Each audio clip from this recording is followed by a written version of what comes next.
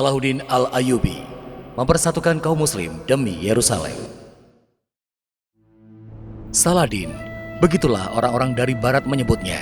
Beliau lahir di Tikrit pada tahun 1138 Masehi dengan nama Yusuf. Salahuddin berasal dari keluarga suku Kurdi yang menempati suburnya kota Tikrit di tepian sebelah barat sungai legendaris Tigris. Setahun setelah kelahirannya, ayah Salahuddin yang bernama Ayub membawa keluarganya pindah ke Damaskus, Syria. Imad ad-Din Atabekzangi, pemimpin Syria dari Bani Seljuk Turki, menunjuk Ayub memimpin sebuah kota kecil yang bernama Baklabak tidak jauh dari Damaskus.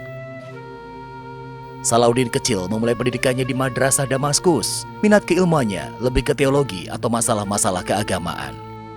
Di masa perkembangan intelektual Salahuddin, Syria memiliki seorang ulama besar yang namanya berpengaruh hingga sekarang, yaitu Abdul Qadir Al-Jailani. Pembelajaran yang diterimanya dari Abdul Qadir Al-Jailani inilah yang akan banyak membentuk karakter Salahuddin di masa depan.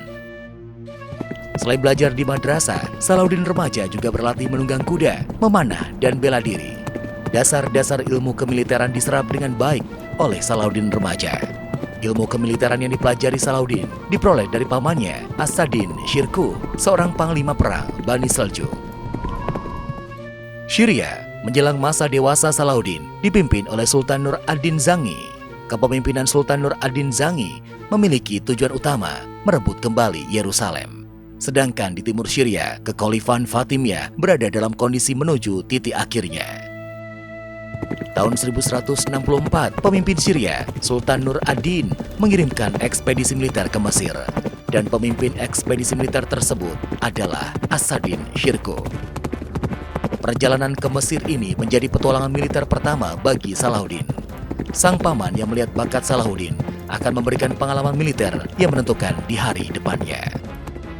Penaklukan Kekhalifahan Fatimiyah ini dianggap penting sebagai jalan menyatukan dunia Islam di Timur Tengah dan membuka jalan yang lebih lapang untuk merebut Yerusalem. Kekhalifahan Fatimiyah tidak mampu bertahan dan menuju kejatuhannya. Meskipun sudah jatuh, Syria tidak menghapus Kekhalifahan Fatimiyah. Sultan Al-Adid, pemimpin Fatimiyah, tetap pada posisinya, namun sebatas wakil dari Syria. Sedangkan As-Saddin Shirkuh diberi kewenangan militer secara mutlak di Mesir. Salahuddin Al-Ayyubi kemudian diangkat menjadi menteri pada tahun 1169 dalam Kekhalifahan Fatimiyah. Tahun 1171, Sultan Al-Adid wafat sekaligus menjadi akhir dari Kekhalifahan Fatimiyah. As-Saddin Shirkuh sempat menjadi pengganti Sultan Al-Adid, namun 2 bulan berikutnya beliau wafat. Kepemimpinan di Mesir akhirnya dilanjutkan oleh Salahuddin Al-Ayyubi. Kebijakan signifikan pertama yang dilakukan oleh Salahuddin adalah mengganti Kekhalifahan Fatimiyah.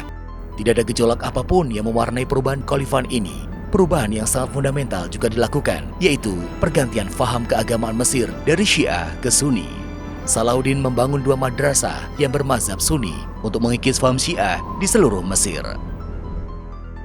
Naiknya Salahuddin Al-Ayyubi di puncak kekuasaan Mesir menimbulkan ketegangan dengan Syria. Tahun 1174, di tengah-tengah ketegangan yang semakin memuncak dengan Mesir, Sultan Nur ad-Din wafat. Penggantinya adalah Sultan Ismail yang baru berusia 7 tahun. Seiring wafatnya Sultan Nur ad-Din, Salahuddin memaklumatkan kemerdekaan Mesir dari Syria. Ketegangan Mesir dan Syria memuncak pada perang di Qurun Hamma. Perang tersebut berakhir dengan perjanjian takluknya wilayah Syria atas Mesir.